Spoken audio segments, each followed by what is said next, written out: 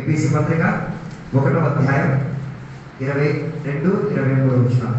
మరియు సమస్తమును ఆయన పాదముల కింద ఉంచి సమస్తమును పైన ఆయన సంఘమును శిరస్సుగా నియమించెను. ఆయన సంఘము ఆయన శరీరము సమస్తమును పూర్తిగా నింపుచున్న వాని సంపూర్ణత అయి ఉన్నది. అక్కడ చదివిన వాక్య భాగంలో మనం గత కొన్ని రోజుల నుంచి దేవుని యొక్క వాక్య భాగం నుంచి సంఘము గురించి మనం నేర్చుకొని వస్తున్నాం. ఈరోజు మనం ఎఫెసీ పత్రికలో మాత్రమే సంఘము గురించి రాయబడి ఉన్న శ్రేష్టతను గురించి పగటి వరకు కాసేపు మనం ధ్యానించుకు తీరుతాం. ఎఫెసీ పత్రికను రాసిన రచయిత ఎవరు చెప్పగలుగుతారా? అపోస్తలుడైన పౌలు గారు ఎఫెసోసులో ఉన్న సంఘ బిడ్డలకు హెచ్చరిక ఇచ్చి తీరేటట్టుగా రాసిన ఒక పుస్తకంగా మనకి ఏ పుస్తకం కనబడి తీరుతున్నది? ఎఫెసీ పత్రికను మనకి కనబడి తీరుతున్నట్టుగా మనకి కనబడుతుంది. ఈ కాలంలో సంఘానికి ఇచ్చిన హెచ్చరిక ఎలాగా? పత్రికల ద్వారా కాదు, కానీ ఈ కాలంలో సంఘానికి ఇచ్చిన పరిచర్య ఎలా? వాక్య పరిచర్య ద్వారా, వాక్యం బోధించి, వాక్యం నేర్పించి, వాక్యంలో ఉన్న ప్రణాళికలను సంఘ బిడ్డలకు తెలియపరిచే ఏం చేసేది? సంఘ బిడ్డలని బలపరచుకు తీరేది. అలా సంఘ బిడ్డలకు ఏం చేశారు?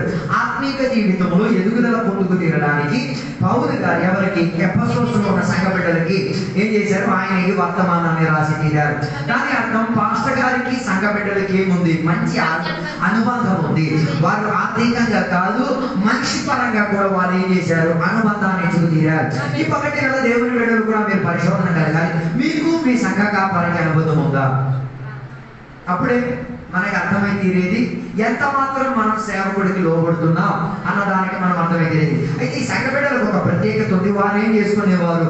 సంఘ కాపరికి లోబడేవారు. సంఘ కాపరి చెప్పిన హెచ్చరింపులకు ఏం చేసుకునేవారు?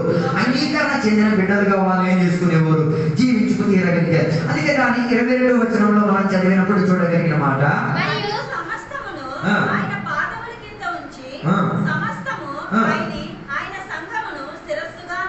అప్పుడు సంఘ బిడ్డలకి వారు పౌలు గారు చెప్తున్న మాట, అన్నిటినీ లోపల ఎక్కడ ఉంచి, వారి కాళ్ళ కింద ఉంచి సంఘాన్ని ఎక్కడ ఉంచారు? పైన ఉంచి తీరారు. శిరస్సుగా ఉంచి ఎవరికి? క్రీస్తుకు తలగా ఉంచుకు తీరారు. అలాగైతే ఆ తల కింద అన్ని ఏమై తీరాలి? ఒదిగి ఉండి తీరాలి. ఎందుకు అలా చెప్పడానికి ఒక కారణం ఏంటంటే, ఎఫెసీ సంఘ బిడ్డల లోపల ఎఫెసీ సంఘ బిడ్డలు మెల్లిమెల్లిగా దేవుని వశంలో నుంచి ఏమై తీరడానికి ప్రారంభించారు? లోకం వైపు ప్రయాణం చేయడం ప్రారంభించారు. లోకాన్ని అధికంగా ప్రేమించడం. లోకంలో ఉన్న టెక్నాలజీ మొత్తం ఎక్కడికి వచ్చేసింది? సంఘం లోపలికి వచ్చేసింది. లోకంలో ఉన్న పద్ధతులని ఎక్కడికి వచ్చేసింది? అందుకని ఇప్పుడు కొన్ని సంఘాలు మీరు చూడండి, డీజే వచ్చేసింది, లైట్ సెట్టింగ్ వచ్చేసింది, డ్యాన్సులు వచ్చేసింది, అన్ని ఎక్కడికి వచ్చేసింది? చిచ్చి లోపలికి వచ్చేసింది. కారణం ఏంటిది? వీరు లోకంలో నుంచి వేరుగా ఉండాలి, లోకం వీరి లోపలికి ఏమైతేది అధికంగా. అందుకే కదా పెళ్ళిళ్ళు చేస్తారు, పెళ్లిలో డీజేలు పెడతారు. డీజే పెట్టడానికి బైబిల్ మనకి ఏం చేయట్లేదు, వాక్యం ఇచ్చి తీరట్లేదు. వాక్యం మనకున్న డీజే ఏంటిది? దేవునికి స్తోత్రం చెప్పడం, దేవునికి అభిమానులకు ఆరాధన చేయడం, దేవుని సన్నిధిలో ఏదైనా పాటలు పాడడం, ఇదే మనకి ఆరాధన ప్రక్రియ. అంతే తప్ప మ్యూజిక్లు పెట్టేసి ఏం చేయకూడదు, తన చేసే పద్ధతులు చేయకూడదు. అందుకే లోకం వైపు మీరు మెల్లిమెల్లిగా ఏం చేయడం ప్రారంభమైంది. మనలో కూడా అలాగే కదా, దేవుని బిడ్డలు దేవుని తట్టు ఉండి లోక విషయాలకు అధికంగా ఏం చేస్తున్నారు? ప్రాధాన్యత అక్కడ పోయి వస్తే రథయాత్రకి ఎంతమంది వెళ్ళారు? నువ్వు అక్కడ కొనుక్కోవడానికి వెళ్ళినా రథం మొక్కినట్టే. నువ్వు అక్కడికి వెళ్ళి చెక్క కొనుక్కోవడానికి వెళ్ళినా ఎవరు మొక్కినట్టే. కారణం నీకు అక్కడ ఏం లేదు.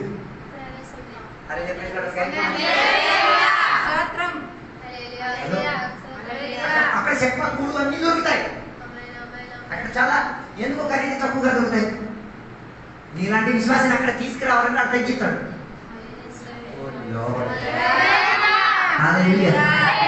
1500కి దొరికే ప్లేట్ 10 రూపాయలు కూడా తగ్గింది. ఎందుకు? నీ లోపలికి ఏం తీసుకురావాలి? లోకాన్ని తీసుకురావడానికి అబద్ధం ఉన్న మనిషి ఎంత నీతి కలిగిన ప్రయోగం కూడా. అందుకే మనం అక్కడికి వెళ్ళి ఏం చెప్తాం? చెప్తాను నేను విశ్వాసానికి ఏం కొనుక్కోవడానికి వెళ్ళావు? చెప్ప కొనుక్కోవడానికి వెళ్ళి చెప్ప కొనుక్కోవడానికి వెళ్ళి ఆయన ఏం చేసేసావు? మొక్కేసారు. అందుకే ఏసై దగ్గర సాతాను వచ్చి 3 పరీక్షలు పెట్టాడు. ఏం చెప్పాడు? మొదటి ఆయన చెప్పిన మాట ఏంటి? రాళ్ళన్నీ చూపించేయమన్నారు. రాళ్ళన్నింటినీ ఏం చేయమని? రోడ్డుకి. ఆయన దాన్ని ఏం చేయలేదు, చేసి తీరలేదు. రెండోదిగా ఆయన ఏం చేశారా? యెరూషలేము అన్న దేవాలయం పై తీసుకెళ్ళి ఎక్కడి నుంచి చేసి తూకేమని. ఆయన ఏం చేయలేదు, తూకలే. మూడోదిగా లోకంలో ఉన్న సారాంశం మొత్తం ఆయన ఒక స్క్రీన్ ఆయనకి ఏం చేశారు? చూపించారు. ఇవన్నీ నీకు ఇచ్చేసాను, నువ్వు నాకు ఏం చేస్తే చాలు. ఏసైనానికి ఏం చేయలేదు. లోకల కారణం ఆయనకి నుంచి ఈయన టాక్టిక్స్ ఎంతవరకు ఉంటుందో. అలాగైతే దేవుని బిడ్డలుగా మనం కూడా తెలుసు తీరాలి, మనం దేనికి దాసులైపోతున్నాము, దేనికి మనం యజమానులై తీరాలి, దాని గురించి మనకి పట్టింపు తీరాలి. అందుకే మొదటిగా ఉన్న మాటలో సంఘం యజమానిగా ఉండి తీరాలి. సంఘం యజమానత్వం వహించేటట్టు తీరాలి. యజమానత్వం యాత్రలకు వెళ్ళకూడదు, అక్కడికి వెళ్ళకూడదు, ఇక్కడికి వెళ్ళి ఒకవేళ వెళ్ళే పరిస్థితి వచ్చిందా ఆ గుడి నుంచి ఎలాగైనా పారిపోవడానికి పోయింది. అక్కడ ఉన్న ఏ కూడా ఒక ఎంట్రీకి కూడా ఏం చేయకూడదు.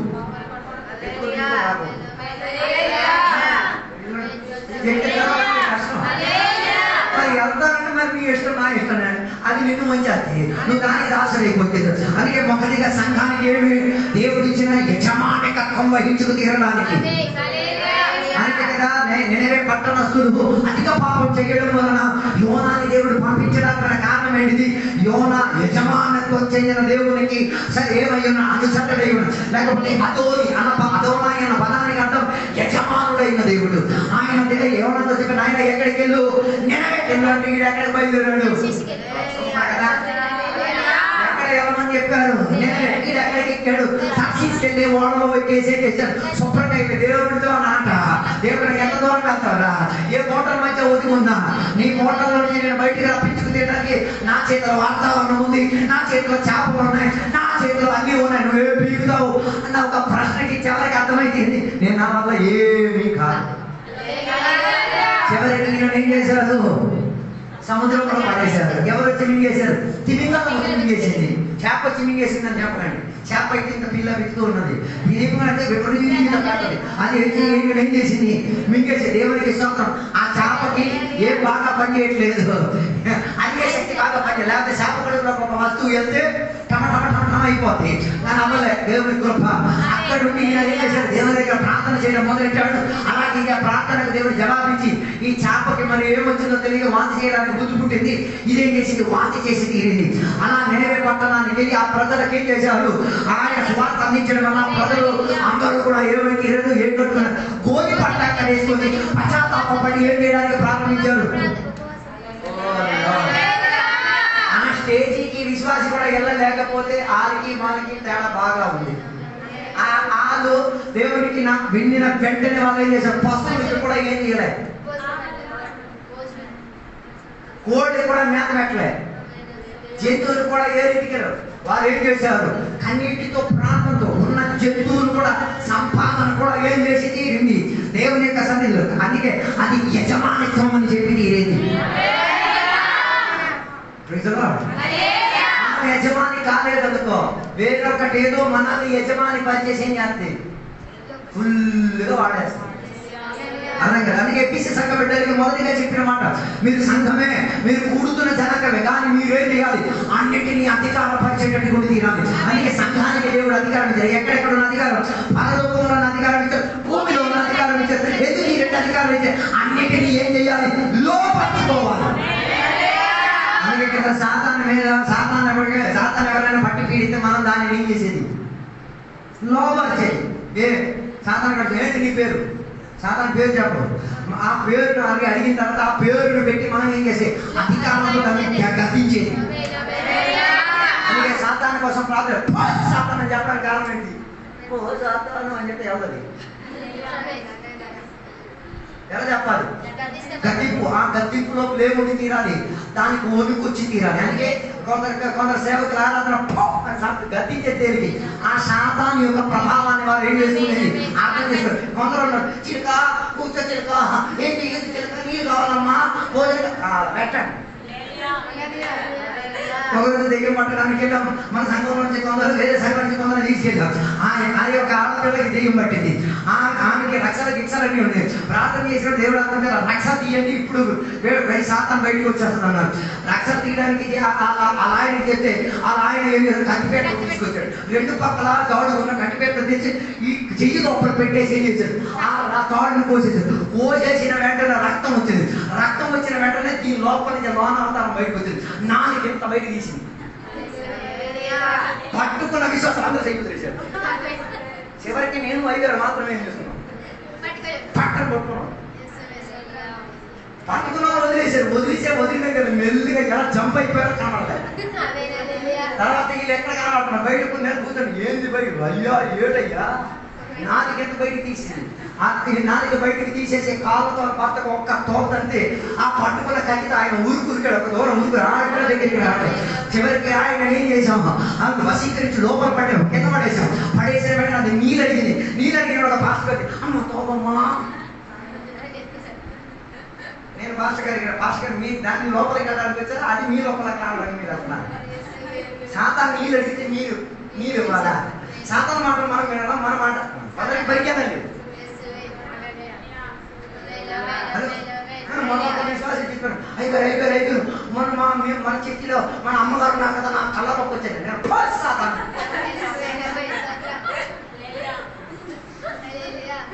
ఎవరు వచ్చారట ఆమెకు అర్థం కావట్లేదు ఏమని, అది సాతాను. అందుకే అని చెప్తున్నా అమ్మగారు నా దగ్గరికి నన్ను ఎక్కువ ప్రేమిస్తున్నారు, నా మీద జాతి దెయ్యమది. అది నీ దగ్గరికి వచ్చింది దేనికి? నీ విశ్వాసాన్ని చెదరగొట్టుకు తీరడానికి. అందుకే తెలుసు చచ్చిపోయిన తర్వాత ఎవరు ఎక్కడికి రారు, భూమిలో తిరిగి ఎవరు రారు. వారి వేషం ధరించుకుని ఎవరు రావచ్చు? సాతాను రాజు. అందుకే చెప్పిన సాతాన్ని ఏం చేయాలి? లోపరుచుకోవాలి. సాతాన్ని కాళ్ళతో ఉండి తీరాలి. అలాగై తీరితే సంఘం ఎలాంటి సంఘమై ఉండి తీరాలి? యజమానకత్వం వహించేటటువంటి సంఘమై ఉండి తీరాలి. మనం అన్నిటిని ఏం చేయాలి? లోపరుచుకోవాలి. రోగాలను లోపరుచుకోవాలి, మానసిక ఒత్తిడిని లోపరుచుకోవాలి, అప్పుడు శక్తులను లోపరుచుకోవాలి, సామాన్య శక్తులను లోపరుచుకోవాలి. అన్నిటిని లోపరుచుకుంటే దేవుడు ఎవరికి ఇచ్చారు? సంఘానికి ఇచ్చారు. నువ్వు సంఘం అయితే నువ్వు అన్నింటినీ ఏం చేయాలి? లోకాన్ని నువ్వు లోపరచాలి. లోక వ్యవస్థితిని నువ్వేం చేయాలి? లోపల సాతాన్ని లోపల భయపడకూడదు. సాతాను వచ్చినప్పుడు దడగట్టుకోడు. దడ వచ్చేస్తే ఆడు ఉపయోగిస్తాను నేను కదా. సాతాను తన ప్రయత్నం చేసిన మీరేం కూడదు, భయపడకూడదు. ఏసై రక్తం మీద ఆశ్రయించుకొని ఏసై వాక్యములను బిగించి పట్టుకుంటే నీలో పరిశుద్ధత ఉండి తీస్తే దాంట్లో నీవేం చేయదు. ఆట మన ప్రాబ్లం ఏంటో తెలుసా? మనం ఆ టైంలో పరిశుద్ధత విషయం ఉంది. మొన్న నేను ఒక డ్యాడీ నుంచి 10,000 కన్నం చేసింది. ఇక్కడ నేను దెయ్యం ఇది మాట బయట చెప్పిన నా జీవితం రచ్చ అయిపోతుంది. అందుకే సాతానికి మనం ఏమి చేస్తున్నాం? భయముతో అవకాశం ఇచ్చి తీరుతున్నాం. అందుకే ఇక్కడ గదర దేశానికి బయలుదేరేటప్పుడు వారి ఓడ ఏమైతే విపరీతంగా గాలి ఏమైతే అభ్యంతరపడి, ఎందుకు వారి ప్రయాణాన్ని అభ్యంతరపరచడానికి కారణం ఏంటి? అక్కడ ఉన్న శక్తి ప్రభుత్వం మీద అధికారం తీసేసుకొని దేనిని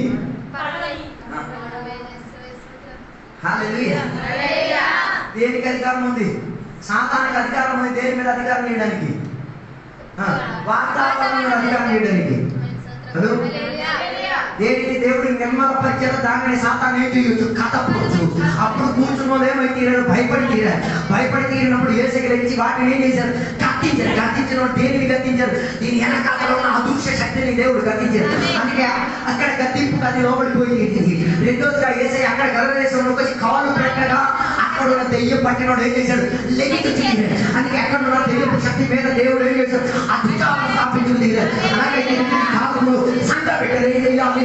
సాతాను శక్తుల పైన అధికారం చూపించుకుంది. 23వ వచనానికి వచ్చినప్పుడు మనం చూడగలిగే మాట ఆ 23వ వచనం.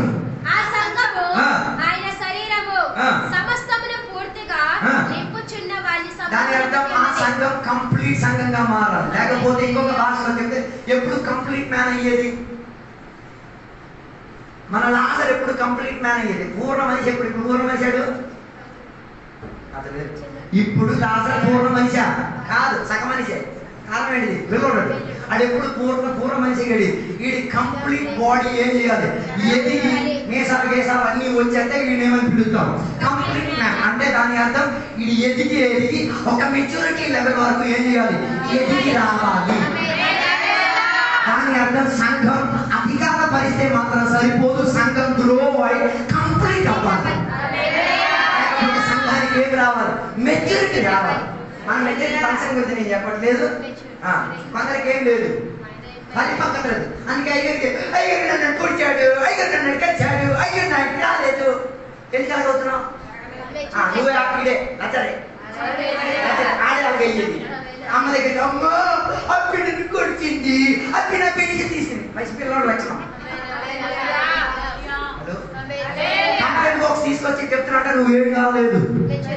అదే కంప్లీట్ పర్సన్ అయ్యాడు అనుకో, అప్పుడు చేసిన పట్టించుకోడు. అప్పి పొడిచినా, అప్పి దొంగతనం చేసినా, కొట్టినా ఈయన అంతగా ఏం చేయరు. ఈయన మీద ఎన్ని చిత్రహింస కారణం ఈయన మెచ్యూర్ అయిపోయారు కాబట్టి. అంతే కదా శోధనలు అదిగైనప్పుడు కొంత కంప్లైంట్ బాక్స్లే, నాకు మొత్తం శోధనలే, నాకు గుర్తొచ్చది లాస్ట్లే. ఎందుకు అన్నిటికీ దేవుడు కంప్లైంట్ చెప్పి అతన్నాడు. ఎదిగినోడైతే ఏం చేస్తాడు? ప్రార్థన చేసి దానిపైన అధికారం చూపించలేదు. అలాగైతే మనం పూర్ణతలోకి రావాలి. ఎదుగుదల ఏమైతే కంప్లీట్నెస్ లోకి రావాలి. అలాగైతే సంఘం పరిపూర్ణతలోకి వచ్చి తీరితే దుర్బోధనలు ఎదురించు తీరొచ్చు, వాటి వ్యతిరేకంగా ఉన్న భావనలు ఎదురించు తీరొచ్చు. ఎదురించి వస్తే ఎవడు ఏం వాక్య పరిచయం చేస్తున్నాడో దాని గురించి ఆయన ఏం వస్తుంది, అవగాహన వస్తుంది. దొరికినవన్నీ తినేస్తే ఈ రోజున వస్తాయి. అర్థం కాదు. ఇస్రాయేలీయులకు ఒక ప్రత్యేకత ఉంది, మన పిల్లలకి ఆ ప్రత్యేకత లేదు. ఆమెకేం ప్రత్యేకత తెలుసా? తల్లి పాలు తాగుతారు. మనతో డబ్బా పాలు తాగితే కాదు, ఎవడ పాలో తెలియదు, తాగేస్తారు పొడిచేసి. ప్యారెక్స్, ఫోరెక్స్, డూరెక్స్, సెర్లెక్స్, సూరక్స్, మరలెక్స్ అని నింపేసి మరి మీరు అలా పెట్టేస్తారు. అంటే మీ పాలు తాగేసి ఇంకో పాలు కూడా తాగారు దాంతో. యూదులకు ఒక ప్రత్యేకత, వారి పిల్లలు తల్లి పాలు ఏం చేసుకునేది, తాగి తీరేది. దాని తర్వాత ఎదుగుదలు వచ్చేసరికి వారికి ఏం చేస్తారు, పోషకతత్వమైన ఆహారం ఇచ్చేది. అంటే ఎందుకు? అమ్మా నాన్నకి మెచ్యూరిటీ ఉంది కాబట్టి. కొన్ని అమ్మా నాన్నకి ఏం లేదు, మెచ్యూరిటీ లేదు. ఇంటికాడ ఉన్న భోజనం తినిపించారు. ఎక్కడ భోజనం తినిపిస్తారు? ఎవడెవడో సెయ్యి పెట్టింది, ముగ్గులో పెట్టింది, ఎక్కడెక్కడో సెయ్యి పెట్టింది, అది ప్యాకింగ్ చేసి ప్యాకెట్లో ఇది ఇస్తారు. ఏం లేదు, అమ్మకి ఏం లేదు, మెచ్యూరిటీ లేదు. ఎందుకు? అలాంటి చిప్స్ ఇంటికాడ చేయడానికి చేత కాదు. అర్థం కాలేదు.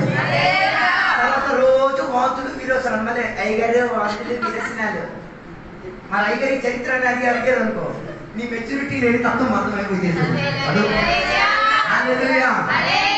సాధారణంగా ముచ్చి భోజనం మా ఊర్లో పశువులకే పెట్టేది. ఈ కాలంలో దేవుడి బిడ్డలు కూడా తయారై పిల్లలకి పశువులు లాగా చూసుకుంటున్నారు కాబట్టి ఉన్న ముచ్చి భోజనం మొత్తం కొనుక్కొని ఏం చేస్తున్నారు. నాకు ఆ కుమారుడికి కుమార్తెకి పశువుకి నాకు పెద్ద తేడా లేదు. దానికి కట్టు ఉంది, దీనికి కట్టు లేదు, అంతే తేడా. మేత దేంట్లేదు, సంచిలో ముచ్చిలో పెట్టేసుకొని ఇచ్చేసి తెప్పేసి నీళ్ళలో కలిపేసి పుల్లో కలిపేసి ఇస్తారు. అమ్మో ఆ ట్రెండ్ ఆపండి. మెచ్యూరిటీ కలిగిన పిల్లలు అయితే, మెచ్యూరిటీ కలిగిన తల్లిదండ్రులు పిల్లలకి మంచి గుడ్డులు కొట్టుకొని, అది కూడా ప్లాస్టిక్ గుడ్డు కాదు, మంచి నాటు గుడ్డు కొనేసేసి కొనడానికి ఒక 10 కొనకపోయినా పర్లేదు, నాకు వారానికి ఒక్కటైనా కొనేసి వాళ్ళకి నాకు పోషకత ఇంద్రా మంచి మాంసం మొక్కలు తెచ్చి వాటిని వండిసి తెచ్చి మంచిగా ఇంట్లో ఏం చేయాలి, ఆహార పానీయములను తీసుకొచ్చి ఇచ్చి వాటిని ఎదిగించే తత్వములకు తీసుకొచ్చి తీరాలి. పౌలు గారు చెప్పినది, కొందరికి ఎదుగుదల, కొందరికి పాలే కావాలి, జీవితాంతం వాళ్ళకి పాలే కావాలి. కొన్ని విశ్వాసాలు అది కేవలం అద్భుతం మాత్రం కావాలి. అద్భుతం గురించి వాక్యం చెప్పేస్తే పుల్లు దూకేస్తారు, ఈ చర్చిని మొత్తం దొరగొట్టించేస్తారు. పాపం గురించి చెప్తే కలవరు, దృష్టి బొమ్మ కన్నా ముట్టి బొమ్మ కన్నా దాని అర్థం నీలో ఏం లేదు, ఎదుగుదల లేదు. ఆశీర్వాదం గురించి చెప్తే నాకు వచ్చిన కాక, నా పిల్లలకు వచ్చిన కాక, మా ఇంటి దగ్గరికి వచ్చాను, మా అమ్మ పాపం గురించి చెప్పినప్పుడు ఎందుకు రావట్లే, ఎదుగుదల లేదు. అందుకే పాలు తాగే వయసులో పాలు తాగాలి, గట్టి భోజనం తినే వయసులో గట్టి భోజనం తినాలి. అందుకే కొంత ఉపవాసం చేయాలి. ఈ పేదలు కూడా అందరం బయటకు వచ్చేస్తున్న ఉపవాసం చేయాలి. దాని అంతా నువ్వెవరు? 22 వచ్చావు, ఇప్పుడు కూడా బచ్చావే.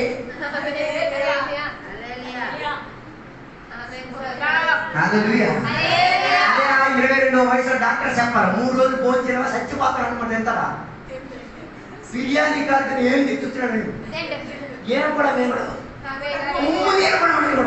చచ్చిపోతానండి. ఆత్మీయతలో 5 సంవత్సరాలు వచ్చి రక్షణ పొంది, మానవ పొంది, బాప్తిసం పొంది, ఆత్మాభిషేకం పొందిన బిడ్డ ఉపవాసం చేయడానికి బాడీని కంట్రోల్లో తీసుకురావాలి. అందుకని ఆత్మ ఫలములో ఒక ఫలం, ఏం ఫలమో? సెల్ఫ్ కంట్రోల్, స్వయం నియంత్రణ. దేనికి? అన్నిటికీ నియంత్రణ. నిద్రకి నియంత్రణ, ఆహారానికి నియంత్రణ, తాగిన విషయాలకు నియంత్రణ, అన్ని విషయాలకి ఏముండి తీరాలి. మనకి పనికి నియంత్రణ ఉండదు, పందిలాగా పని చేస్తారు. నైనా పైసా ఉపకారం. సాధారణంగా ఒక మనిషి ఎన్ని గంటలు పని చేయాలి? 8 గంటలకు మించి నువ్వు పని చేస్తే నీ బాడీ పైన నువ్వే వ్యభిచారం చేస్తావు.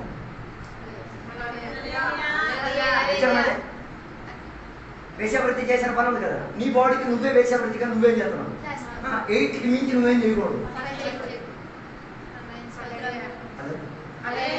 అందుకే ఆ నొప్పి ఈ నొప్పి ఆ నొప్పి ఆ బాధ ఈ బాధలన్నిటితో ఎవరిలా పని చేసేస్తాం. పశువులా పని 8 hours. ఎన్ని గంటలు మనకి నిద్ర కావాలి? 8 గంటల నిద్ర కావాలి. 8 గంటలకు 1 గంట అటైనా ప్రాబ్లమే.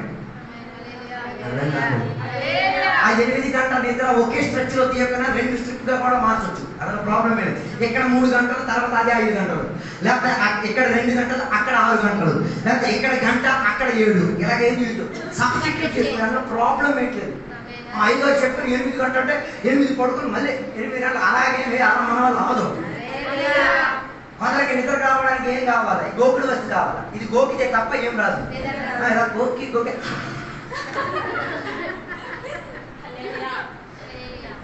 కొందరికి బాత్రూమ్కి వెళ్తే టీ తాగితేనే బాత్రూమ్ వస్తుంది. దాని అర్థం ఏంటిది?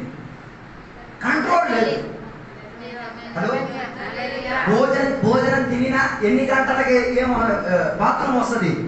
సుమారు 6 గంటల నుంచి 8 గంటల లోపల ఏం వస్తాయి? ఆటోమేటిక్ బాత్రూమ్ వస్తుంది.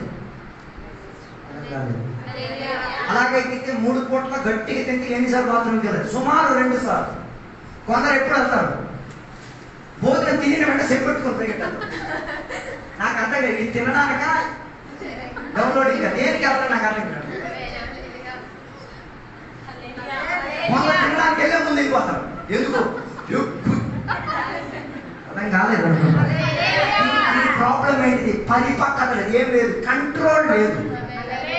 బిర్యానీ చూస్తే ఇంత తినేస్తారు.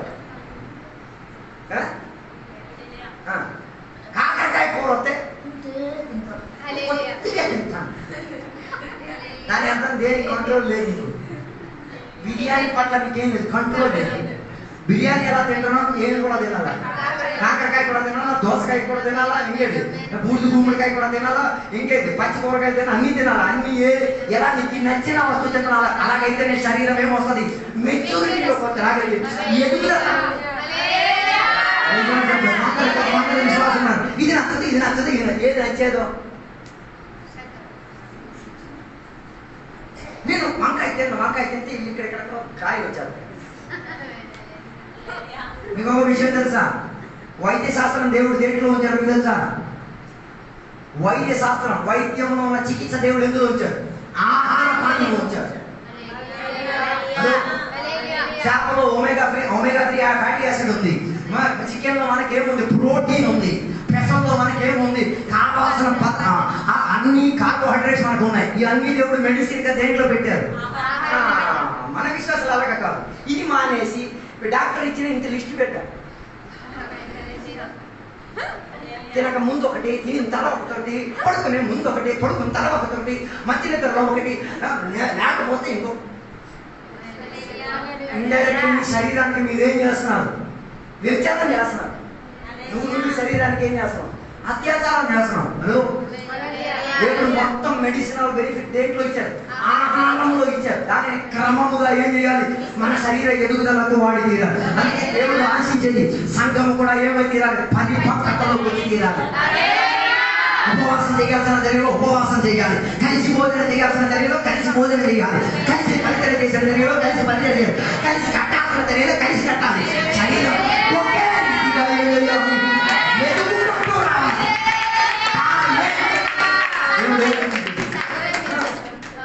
గ్రో అవ్వాలి. ఏం చేయకూడదు? తగ్గకూడదు. అందుకే కదా రాకడ సమయంలో సంఘం యొక్క పరిపూర్ణత వచ్చేటప్పుడే ఎవరు వస్తారు? వారి వైపు యేసయ్య వస్తారు. ఎవరికి చెప్పాలో నాకు అర్థం కాబట్టి ఎపిసి పత్రిక 2వ అధ్యాయం 21-22 వచనాలు చదవండి. సంఘం గురించి పిలిచిన మాట. అమర్చబడి నందు పరిశుద్ధమైన ఏమవుటకు? దేవాలయం అవుటకు. ఆమేన్. Praise lord. ఇక్కడ చెప్పాలంటే ఇప్పుడు చర్చి ఏమై తీరాలి? ఒక బిల్డింగ్ గా మారి తీరాలి. ఒక బిల్డింగ్ ఎలా నిర్మాణంలోకి వచ్చింది చెప్పండి? ఒక బిల్డింగ్ ఎలా నిర్మాణంలో తీసుకుని ముందు ఏం చేయాలి? గొయ్యి తవ్వాలి. రెండోదిగా ఏం చేయాలి? పిల్లలు పెట్టాలి. మూడోదిగా ఏం చేయాలి? దానికి ఏం చేయాలి? మంచి రీతిగా ఇనుమును పెట్టేసి ఏం చేయాలి? మంచి ఫౌండేషన్ చేయాలి కదా. ఎందుకు చేసేది? భూకంపం వస్తే డ్యాన్స్ చేయాలి. ఫౌండేషన్ వేసేది. విపరీత వర్షాలు వానలు వచ్చేస్తే ఇదేం కాకూడదు, కదిలిపోతుంది. ఫౌండేషన్ గ్రిప్గా ఉండదు. దాని తర్వాత ఏం చేయాలి? ఒక్కొక్క ఇంటికి ఇదేమై తీరాలి? జతపరచబడి తీరాలి. తర్వాత ఏం చేయాలి? దీన్ని మొత్తం ఏం చేయాలి? స్లాబ్ వేయాలి. ప్లాస్టర్ ఇవన్నీ చేసేటప్పుడు అది ఏమవుతుంది? ఒక బిల్డింగ్ అవుతుంది. ఓకే, అర్థమైంది? బాగా అర్థమైంది. ఇప్పుడు అదే చెప్తాను, నాకు అర్థమైపోతుంది. అలాగైతే మనం చర్చి అయితే మనం కూడా ఏమవ్వాలి? బిల్డింగ్. అప్పుడు ఫస్ట్ ఏం చేయాలి? ఫౌండేషన్ లో నింపాలి. దాన్ని ఏం చేయాలి? మంచి బలమైన రీతిగా కట్టుకు రావాలి. ఒకరొకరికి ఏం చేయాలి? కట్టుకుంటూ రావాలి. అప్పుడు సంఘం లోపల ఉన్న విశ్వాసి కలిసి ఉండి తీరాలి. విశ్వాసి ఒకరొకరికి బలపరుచు తీరాలి. విశ్వాసి ఒకరొకరికి ఏం చేయాలి? ఫౌండేషన్. కొందరు ఫౌండేషన్ గా ఉండాలి, కొందరు గోడగా ఉండాలి, కొందరు స్తంభాలుగా ఉండాలి, కొందరు ఏమై ఉండాలి? సీలింగ్. మీ పరిచయంలో కొందరు ఎవరికి ఉండాలి? స్తంభాలు ప్రత్యేకత ఏంటిది? ఇదిగో స్తంభాలు కదా. ఎందుకు? ఈ ముగ్గురు బరువు ఇటు కాసుకుంటారు. ఎవరెవరు బరువు? స్లాబ్ బరువు, గోడల బరువు, కింద ఉంటారు బరువు. మూడింటి బరువు చేయాలి. అందుకే కదా స్తంభం పడిపోతే మొత్తం. అందుకే సంఘానికి దేవుడు 7 స్తంభాలు ఇచ్చారు. 7 స్తంభాల్లో ఏదైనా ఒక్కటి పోతే ఏం పడిపోద్ది? సంఘం పడిపోద్ది. ఎందుకు నేను కాథలిక్ సంఘాన్ని నమ్మటం లేదు? కారణం ఏంటంటే ఒక స్తంభం పోయింది. ఏం స్తంభం పోయింది? వేర్పాటు లేదు, పరిశుద్ధాత్మ అభిషేకం లేదు, ఇంకెక్కడ నీళ్ళలో ఉన్న బాధ్యత లేదు. ఈ 3 స్తంభాలు పోతే ఇంకెలాగ ఈ బిల్డింగ్ కనబడతాయి?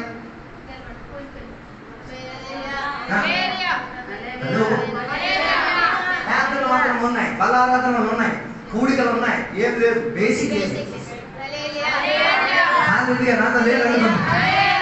7 స్తంభాలు ఉంటేనే సంఘం ఏమైంది? ఎరగలిగేది, నిలకడతో కలిగేది. అలాగే ఒక ఇల్లు నిలబడాలన్నా, ఒక బిల్డింగ్ నిలబడాలన్నా వాటికి ఏముండాలి? స్తంభం ఉండాలి. వాటికి ఏముండాలి? గోడలు ఉండాలి. వాటికి ఏముండాలి? ప్లాస్టర్ ఉండాలి.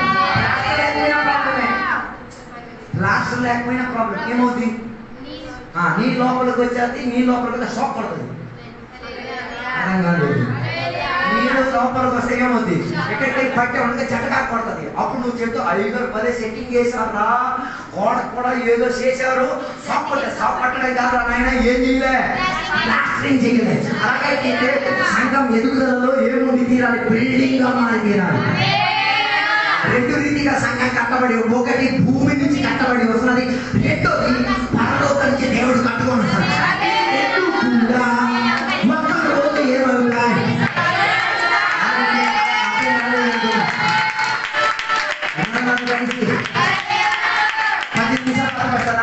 అందరికి బాగా ఆకలి, పర్వాలేదు, సామాన్ అక్కడికి వచ్చింది, కాసేపు ఓపిక పట్టడం త్వరగా ముగించేస్తాను. నేను చెప్పొచ్చామంటే ఇటు నుంచి సంఘం ఏం వేసుకోవస్తున్నది? కట్టుకొని బిల్డింగ్ లా కట్టుకొచ్చినప్పుడు అటు నుంచి కూడా సంఘం ఏమైంది తీరుతుంది? ఈ 2 కూడా ఒక రోజు ఏమైంది తీరుతాయి? కలిసిపోయిన రోజే ఆ సంఘానికి ఏమైంది తీరేది?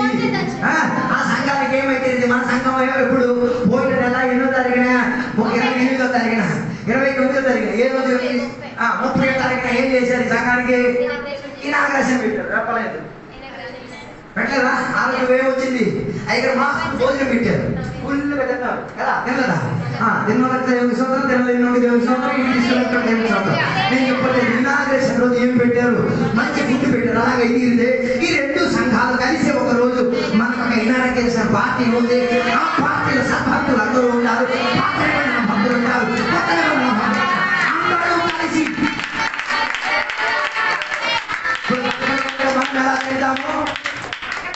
అక్కడ కూడా ఎవరు ఏదైతే ఇచ్చిన భోజనం దేవుడు తయారు చేసిన దేవుడు ప్రత్యేకంగా నీ కొరకు నా కొరకు తయారు చేయబడి ఉన్న భోజనం మనం ఏమైనా సంఘం ఏమవ్వాలి? ఒక బిల్డింగ్ లో బలపడి తీరాలి. కలిగే విశ్వాసం ఏం తీరాలి? డిసగ్రిమెంట్స్ బోర్డు ఉంటాయి, నీ చెప్పిన నాకు నచ్చదు, కానీ ఏం తీరాలి? అన్ని విషయంలో మనం కలిసి తీరాలి. మన సంఘంలో ఉన్న పిల్లలతో మారి కలవాలి, అందరూ కలవాలి. ఒకటి సమస్యలు ఒకటి కలవాలి, ఒకటి రోగులు ఒకటి కలవాలి, ఒకటి వేదనలు ఒకటి కలవాలి, ఒకటి సుఖంలో ఒకటి కలవాలి. కలిస్తేనే దాన్ని ఏమని పిలవగలిగి తీరేది? సంఘాన్ని పిలవగలిగి తీరేది. 3వ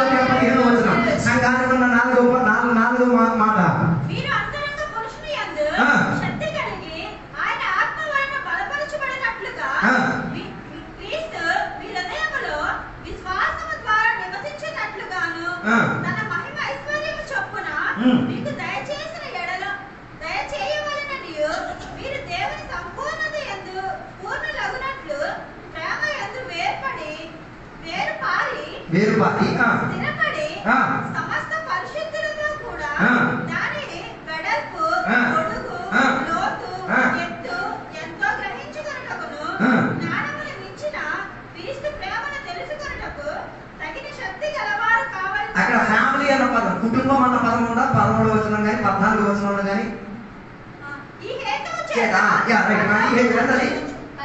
14 ఓకే సారీ 14వ వచనం చేత పరలోకమందును భూమి మీద ఉన్న ప్రతి కుటుంబము ఏ కుటుంబము? పరలోకంలో ఉన్న కుటుంబం, భూమిలో ఉన్న కుటుంబం. అప్పుడు సంఘం రెండు కుటుంబాలకి కలియక చెందిన చోటు సంఘం. అర్థం కాలేదు. ఇక్కడ భూమిలో మనం ఏమై ఉన్నాం? ఒక ఫ్యామిలీ. ఫ్యామిలీ అయినప్పుడు నాన్న ఉంటాడు, అమ్మ ఉంటాడు, సహోదరుడు ఉంటారు, అందరూ ఉంటారు, తాత ఉంటారు, ముత్తాత ఉంటారు, అందరూ ఉంటారు. ఓకే, ఇక్కడ మనం ఎలా ఉండాలి? కుటుంబంగా కలిసి ఉండాలి. ఓకే, ఇంకొక కుటుంబం ఎక్కడ ఉంది? అది నువ్వేం చేయలే, చూడలేదు, కలవలేదు, అనుబంధం లేదు, ఏం ఆలోచించి నీకు చూసినోడితోనే నువ్వు కలవలేకపోతే చూడనోడితో ఎలా కలవండి? అర్థం కాలేదు. సంఘం ఒక ఫ్యామిలీ. ఏ ఫ్యామిలీ? రెండు ఫ్యామిలీ. ఒకటి లోకంలో ఉన్న ఫ్యామిలీ, ఇంకొకటి పరలోకంలో. లోకంలో విశ్వాసి ఫ్యామిలీ అవ్వలేకపోతే ఈ విశ్వాసి పాత నిబంధన విశ్వాసితో ఎలా ఫ్యామిలీ అవ్వగలిగింది? అర్థం కాదు. అందుకే కలవాలి. ఎన్ని భేదాలున్నా, ఎన్ని బాధలున్నా, ఎన్ని కష్టాలున్నా ఏమై తీరాలి? భూమిలో ఉన్న సంఘ బిడ్డలు ఏమై తీరాలి? కలిసి తీరాలి. ఒక ఫ్యామిలీ అవ్వాలి. ఫ్యామిలీ అయినప్పుడు ఒకరి విషయం ఒకరేం చేయాలి? చెప్పు తీరాలి. ఒకరి సంపాదన ఇంకొకరికి కొందరు ఉన్నారు, ఎంత సంపాదిస్తున్నారో చెప్పరు.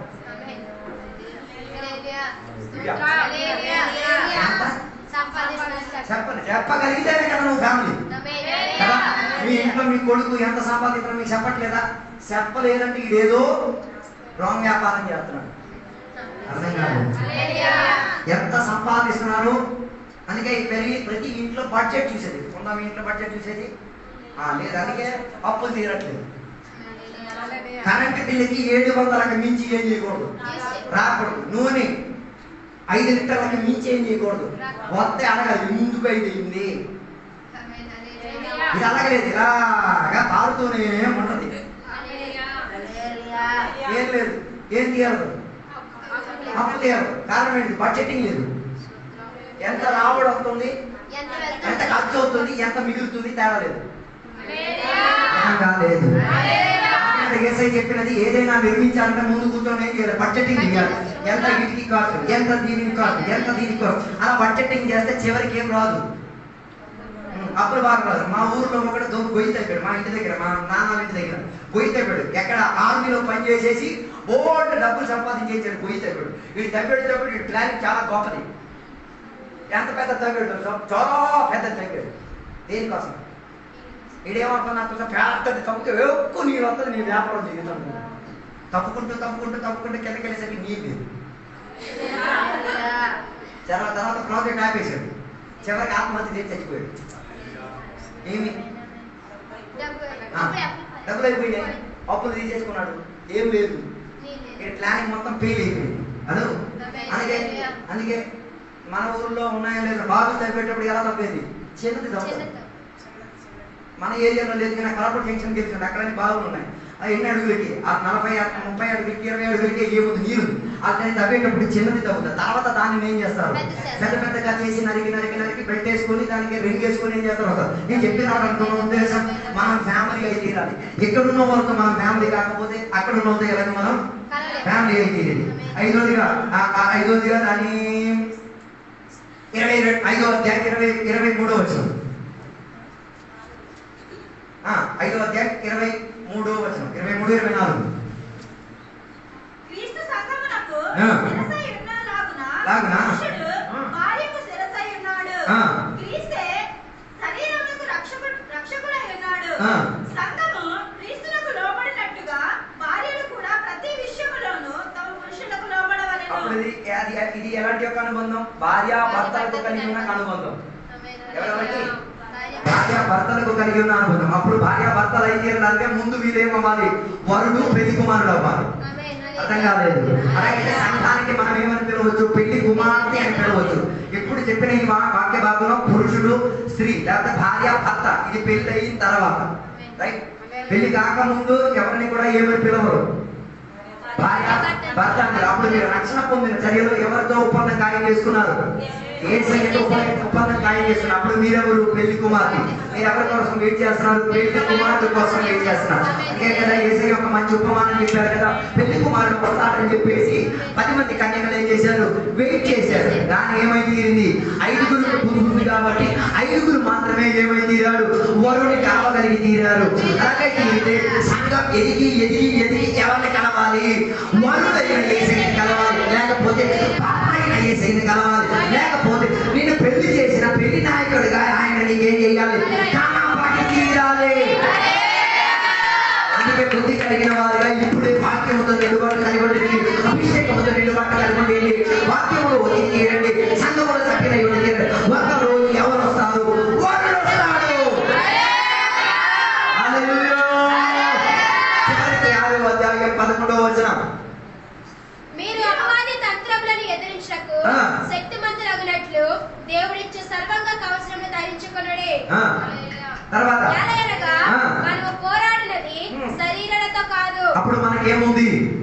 పోరాటం. పోరాడేది ఎవరు? లేదు లేదు లేదు. యుద్ధం చేసేది ఎవరు? మనం కాదు. మన దేశంలో యుద్ధం చేసేవాడు ఎవడు? మనం ఏమవ్వాలి? సైనికులు అవ్వాలి. సైనికులకి ఏముంది? సర్వాంగ కవచం.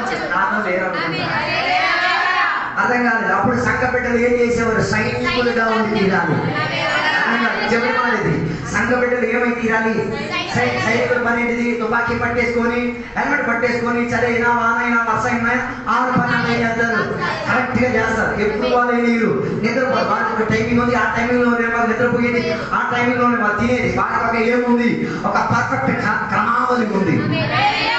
అర్థం కాలేదు. అప్పుడు సంఘ బిడ్డలు సంఘముగా ఎదిగితే మాత్రం సరిపోదు, సైన్యముగా తయారై తీరాలి. ఎవరిని ఎదిరించడానికి? సాతానుని ఎదిరించి తీరడానికి, బోధలను ఎదిరించుకు తీరడానికి, అమానుషిక శక్తులను ఎదిరించుకు తీరడానికి, అన్యారాధనలను ఎదిరించుకు తీరడానికి మనం ఏమని తీరాలి? సైన్యముగా లేచి తీరాలి. ఏం లేచి తీరాలి? సర్వాంగ కవచం. చిన్నగారి తన బట్టలు నాకు సరిపోదు, నా బట్టలు చిన్నగారికి సరి. ఓకే, వేసుకున్నప్పుడు అడ్జస్ట్మెంట్ గా అలా డక్కి వేసేసుకొని చేసి వచ్చు. కానీ ఏం కాదు, శక్తి కాదు. అలాగైతే సైన్యంలో ఆయన సోల్జర్, నేను సోల్జర్. నేను సైనికుడిని, ఆయన సైనికుడు.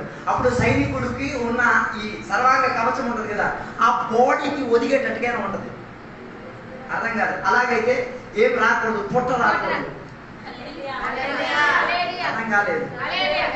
ఈ సైన్యం ధరించని కవచం ఉంది కదా, అది ఎప్పుడెప్పుడు ఏం చేయలేదు మాత్రం. అందుకే ఈ బాడీని ఎప్పుడు ఒకే రీతిగా కాన్స్టెంట్ గా ఉంచాలి, ఒకే తరగతిలో ఉంచాలి.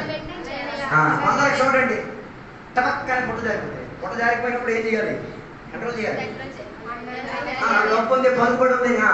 ఆ తర్వాత అయితే ఆ ట్రీట్మెంట్ కి వెళ్ళాల్సి ఉంటుంది. ఎక్కడికి? అపోలోకి. అర్థం కాదు. ఎందుకు? ఎక్కడికి వెళ్ళాల్సిన రక్తం, గుండెకి వెళ్ళాల్సిన రక్తం పొట్టకెళ్ళిపోవాలి. పొట్టకెళ్ళిపోవడం వల్ల గుండె ఏం చెప్తుంది? గట్టి కూర్చొని నాకు రక్తం మీరా, నాకు రక్తం మీరా. దానికి గుండె ఏం చేస్తుంది? ఆగిపోతుంది. ముందు పొట్ట ఎలా వచ్చేది? ఈ శరీరంలో పొట్ట లోపల ఏముంది? కొవ్వు ఉంది. ఈ కొవ్వు అల్లల్లా తిరిగేసి రక్తం అడిగిన చోట్లల్లా ఇక కడుపు ఏం చేస్తుంది? నేను రక్తమే కొన్నా, కొవ్వు వేస్తానని చెప్పి కొవ్వు ఇచ్చారు. కొవ్వు ఇవ్వడం వల్ల ఏమవుతుంది? గుండె లోపల బ్లాక్ వచ్చింది. అందుకే దేన్ని తగ్గించాలా? ఇంకా డయాబెటీస్ ఎందుకు వచ్చేది? షుగర్ ఎందుకు వచ్చేది? మనకు తెలియదు. మనం ఏం చేయట్లేదు. మన శరీరంలో ఇన్సులిన్ అన్నది ఉంది. ఇన్సులిన్ అన్నది ఉంది. కానీ దానిని అయితే మన తిండి క్రమం ఎక్కువ అయిపోయి ఇన్సులిన్ ఎక్కువ వచ్చేస్తుంది. ఇన్సులిన్ ఎక్కువ వచ్చేసినప్పుడు ఏమవుతుంది? శరీరం మొత్తం స్వీటే. అందుకే ఎక్కడికి వచ్చేపోయిన చీమలన్నీ వచ్చేసి అమ్మయ్య సూపర్ స్వీట్ మాకు దొరికింది, చీమలు మరీ వచ్చేసింది. మనకు అర్థం కావట్లేదు. సీఎంలు వచ్చినప్పుడైనా మన బుద్ధి రావాలి కదా. ఏం తగ్గించాలి? ఆహార క్రమావళిలో ఏం చేయాలి? ఇన్సులిన్ పాత్ర ఎంత కావాలో అంతే ఇచ్చుకు తీరాలి. షుగర్ క్వాంటిటీ ఏం చేయాలి? దానికి ఆహారం మానాలి. ఏం మానాలి? అన్నం మానాలి. ఎందుకు? అన్నంలో ఏముంది? తెల్లగా ఉన్న సకల వస్తువుల్లో ఏముంది? షుగర్ ఎక్కువ. అప్పుడు షుగర్ తగ్గి తీరడానికి కాకరకాయ జ్యూసు, కాకర తొక్క, తర్వాత ఏడిది మన కూరగాయలు కన్నీ ఉన్న తొక్కలన్నీ తినాలి. ఎలా? ఎవరిలాగా? పశువులా? అప్పుడు ఇలా ఉంటాడు, నేను భోజనం పెట్టి అన్నం తినకపోతే నాకు ఏం రాదు, తృప్తి కాదు, ఇది రాదు, బయటికి రాదు. మరి అన్నం తింటే జీవితాంతం ఏం తినాల్సి వస్తుంది? అర్థం కాలేదన్నమాట. అదే ఒక సైనికుడైతే ఎప్పుడు నువ్వు రోగిగా ఉండలేదు, ఎప్పుడు నువ్వు ఆరోగ్యవంతంగా ఉండి తీరగలిగేది. అందుకే సైనికుడు ఎప్పుడు తన వారి బాడీని ఏం చేసేది? కంట్రోల్లో ఉంచేది. అందుకే సైనికుడిని ఒకసారి మీరు పరామర్శించి అడగండి, వాళ్ళతో మాట్లాడండి. అయ్యా మీకు నిద్ర వచ్చినప్పుడు మీరు ఎలా పడుకోరు? పడుకోని రా నాయన, కళ్ళకి కన్ను పడనివ్వను, కన్ను నిద్రని నేనేయాక ఒదిగించేసుకొని వచ్చేది. 8 గంటల డ్యూటీ అంటే 8 గంటలు. 8 దాటి అయితే ఆయన పడుకునేది తుపాకీ ఎక్కడ పెట్టేసుకుని. ఎందుకో వాళ్ళు ఏమి కూడా మార్చరు, బట్టలు కూడా మార్చరు. ఎప్పుడు వాళ్ళు బట్టలు మార్చేది? ఖాళీగా ఇంటికి వచ్చినప్పుడే వాళ్ళు బట్టలు వెళ్ళారు. అక్కడ ఉంటే వాళ్ళు బట్టలతోనే. అందుకే వాళ్ళకి ఉతకడానికి అక్కర్లేదు, ఉండడానికి అవన్నిటికీ మనుషులు ఉన్నారు. అర్థం కాలేదు, నాతో ఉండడం లేదు. అందుకే సంఘం ఏమైతే నా సైన్యముగా తయారైతే. అందుకే కదా ఒకసారి దేవుని యొక్క దాసుని ఎక్కడికి ఎక్కడికి తీశారు? ఎముక తన లోకంలోకి తీసుకెళ్లారు. దేవుడు ఆయన ఒక ప్రశ్న అడిగారు, ఈ ఎముకలన్నీ జీవిస్తాయి. అప్పుడు చెప్పారు, నీవు సెలవిస్తే ఇవన్నీ ఏమైతే ఇరుతు ఏమైతే ఇరుతు జీవం కలిగి ఇరుతు జీవం కలిగి ఉన్నదని చూచి ఉండగా అవి అన్ని ఏమైతే ఒక సైన్యముగా ఉంటుంది. అలాగైతే దేవుని యొక్క బిడ్డలు సంఘముగా ఏమైతే ఒక సైన్యముగా లెగాలి. ప్రార్థన చేయడానికి లెగాలి, ఉపవాసం చేయడానికి లెగాలి, ఆరాధన చేయడానికి లెగాలి, సువార్త చేయడానికి లెగాలి. అలా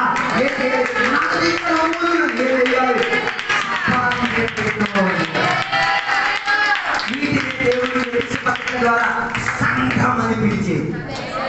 అది నేను పరిశోధించండి. సంఘమా కాదా? ఈ వాక్యాల దేవుడు మీ అన్న దీవించుడు కాక.